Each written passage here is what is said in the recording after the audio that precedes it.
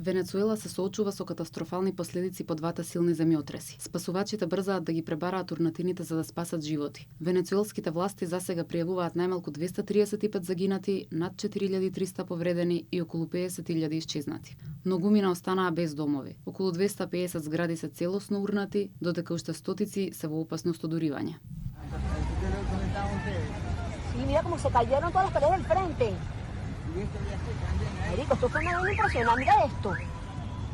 На терен ситуацијата е критична поради недостигот на тешка механизација и напредна опрема за пребарување. Снимките од Каракас и Ла Гваира покажуваат како спасувачките екипи и локалното население користат мобилни телефони како извори на светлина за пребарување низ урнатините во темница.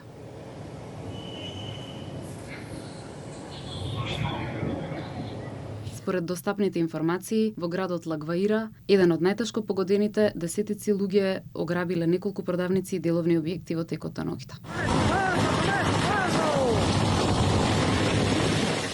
Во трката со времето за пронаоѓање преживеани, меѓународната заедница започна масовна операција за помош. Соединетите американски држави издвоија 150 милиони долари и ја ангажираа јужната команда на американската армија за логистичка поддршка. Помош пристигна и од Германија, која испрати специјализирана опрема и обучени куќиња за пребарување. Се мобилизираа и Мексико, Бразил, Катар, Шпанија, Колумбија. Катастрофата се случи во момент кога Венецуела веќе се бори со долгогодишна економска криза, висока инфлација и нестабилно снабдување со енергија. Привремената председателка Делси Родригес прогласи вонредна состојба и најави формирање на почетен фонд од 200 милиони долари за обнова на инфраструктурата и болниците.